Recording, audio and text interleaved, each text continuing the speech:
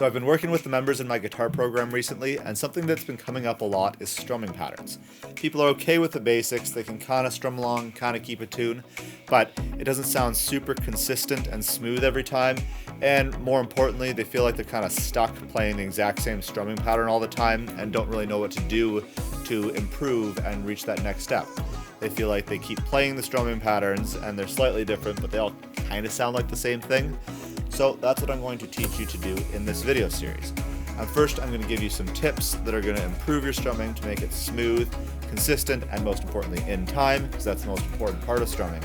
And then I'm going to show you techniques that you can use to actually make your playing more interesting and make it so that your strumming patterns don't all sound the same. One thing you might notice if you watch a lot of these beginner strumming patterns videos is technically the strumming patterns they show are different, but they all pretty much sound like the same thing. You know, the first one will be 1, 2, and 3, 4, and the next one will be 1 and 2 and 3 and 4. They're technically different, but you know, pretty much sound the same. And what I'm going to do in this series is try and actually show you some things that are going to sound noticeably different, make your playing more unique and interesting, and break you beyond this beginner strumming trap and become an intermediate strummer. So in this video, I'm going to give you 12 must-know strumming tips that are going to make your playing smooth, consistent, and in time. In the next videos, I'm going to show you unique, interesting techniques that you can use and apply these tips so you can finally become an intermediate strummer. Let's get started with tip number 1. So the first tip is always keep your right hand moving. It's always moving in a strumming down, up pattern, no matter whether you're hitting the strings or whether you're missing them. And this consistent motion is what gives us our groove, really lets us feel the rhythm and stay consistent with your strumming. If you're playing that and you've got this jerky kind of, up and down motion, it's going to lead into jerky timing. So you want a consistent down, up motion the entire time, regardless of whether you're hitting the strings or not. Then from there, it's just a matter of hitting or missing the strings to play a strumming pattern.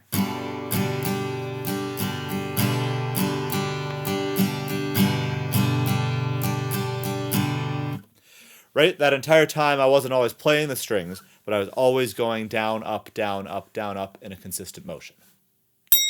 Tip number 2 is play some beats louder than others. If you always play everything at the exact same volume, then it's going to get very robotic and repetitive very quickly. But if you play some loud, and you play some very soft, with this, the same old strumming pattern becomes suddenly a lot more interesting because you have 2 elements of rhythm. First is your actual timing, and then the second is your volume. Easiest way to start is by making the first beat louder, so suddenly you have an accented first beat.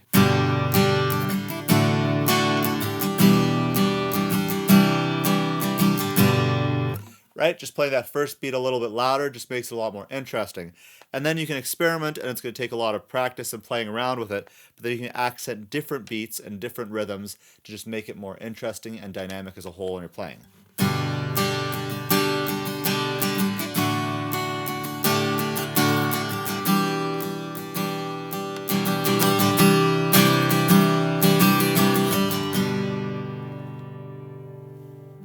And suddenly right there, something that might have been a pretty simple, straightforward strumming pattern is now a lot more interesting.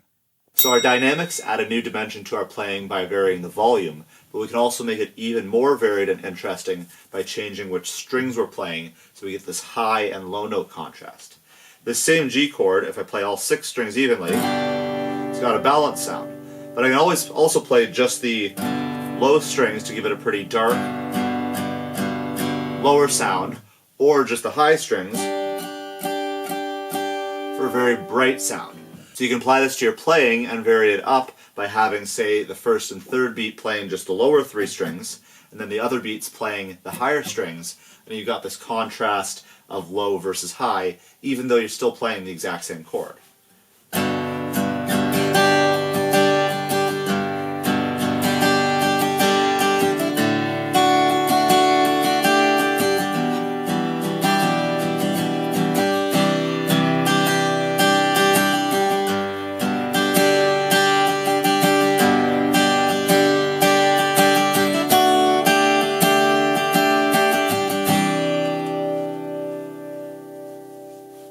Still just your same basic chords, but now we're changing up a lot more because now sometimes we're playing just the low strings and just the high.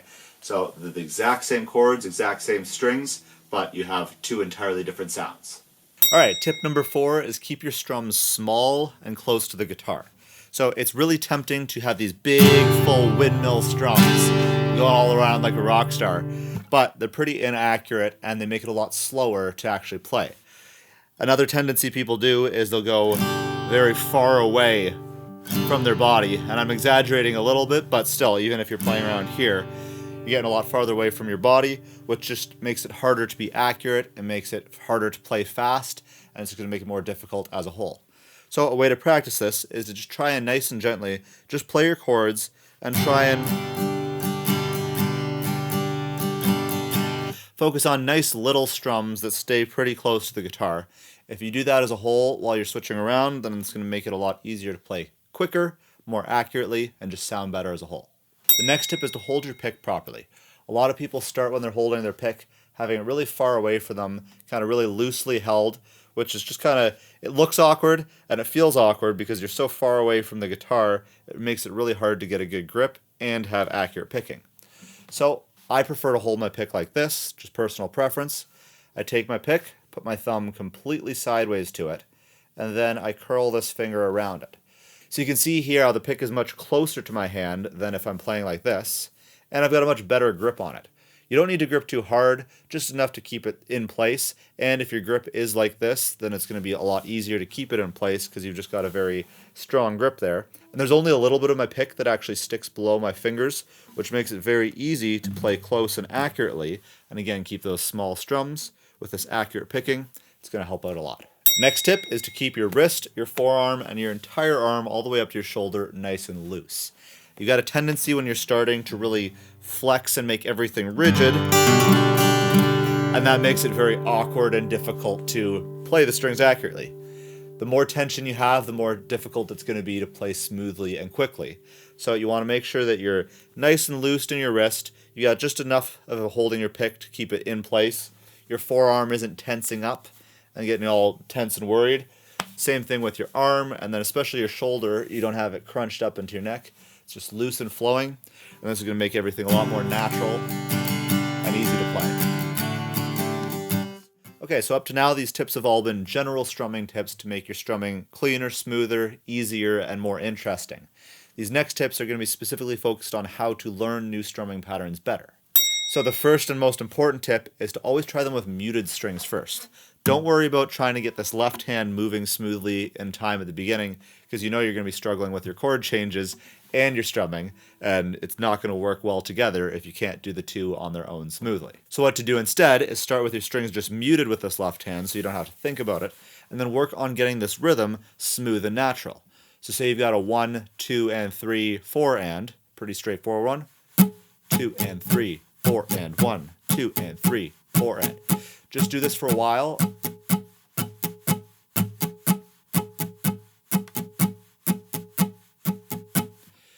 Just do that on its own, isolated until it's comfortable and smooth and you don't really have to think about it.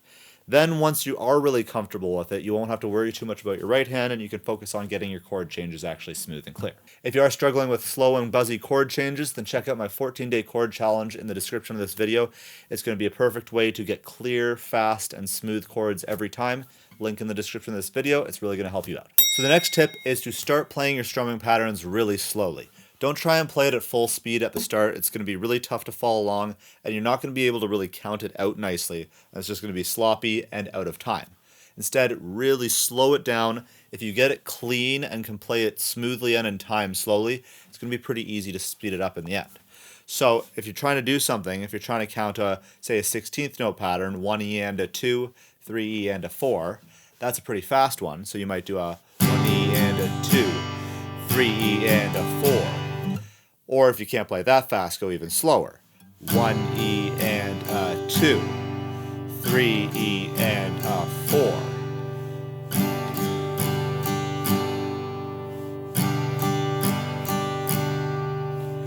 Get really smooth and consistent with the metronome at that slow speed, and then once you've got that smooth, then it's time to increase it. So you start slow, and then you increase it gradually to the point where you can play it quickly. But then you're going to want to practice it slow again, and then medium speed again, and then fast again. Play it at a bunch of different speeds so that you really internalize the timing and you get comfortable with the range of speeds so that it's not the speed that is the problem, it's more the actually feeling the groove. So once you're comfortable playing your strumming pattern completely muted, the next step is to not play the entire chord progression, just play it on one single chord and get it comfortable with a chord ringing out. Say you're playing this E minor 7 here on your strumming pattern, don't bother changing all the chords yet, just get it comfortable with that single chord.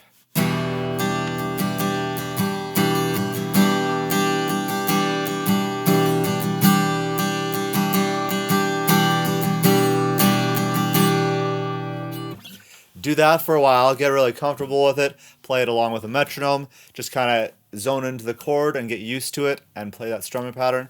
And then once you're really comfortable with that, that's when it's time to slow it down again and start adding in those chord changes. So this next tip is possibly the most important tip of this entire strumming video, and that is to play with a metronome. The metronome is your best friend for getting better timing because it's going to play in a consistent beat no matter whether you're playing or not. It's not going to stop and wait for you, so you have to play along to the metronome. So you get this consistent click, and I promise you if you haven't really played much with the metronome before, it's going to be tough to try and count along. So start nice and slowly, work on actually counting it out. And it's going to be difficult to start, but this is what's going to do the most to improve your timing. I feel like when you're strumming, it doesn't really sound like you've really felt the groove and got the timing right.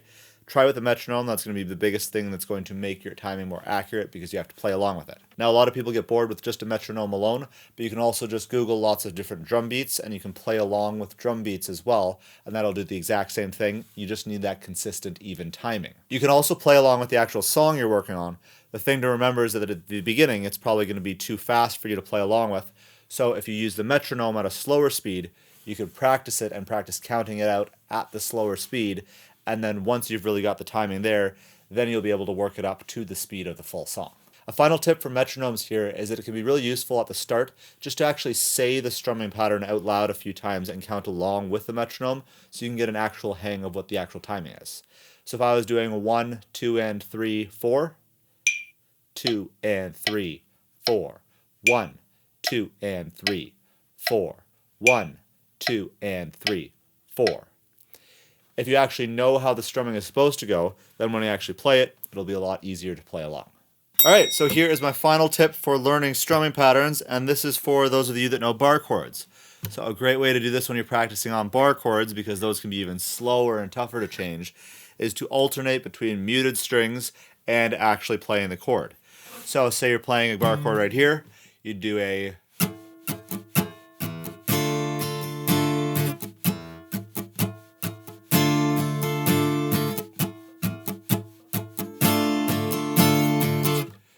so you alternate between the two, and this helps with changing because if you start it with the mute on the next chord, then it gives you a little bit more leeway so that you don't have to have your chords perfect while practicing. And the important part of this is you keep your strumming hand moving the entire time before your left hand can actually keep up. So for example, I'd do this.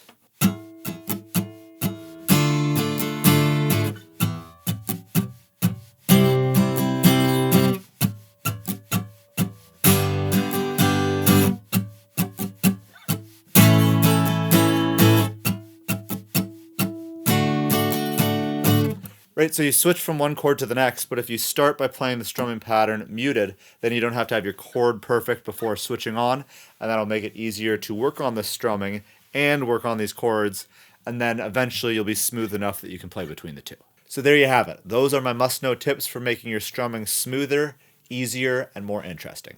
If you apply these tips to the strumming patterns you already know, you'll be able to make them sound a lot better and a lot more interesting just with what you already know how to do. So on that, in the next video in this series, I'm going to show you two really interesting, unique techniques that you can apply to all the strumming patterns you already know, but it's going to make them a lot more interesting, so you don't have to learn that much new stuff, but it'll be a way to make it a lot more unique.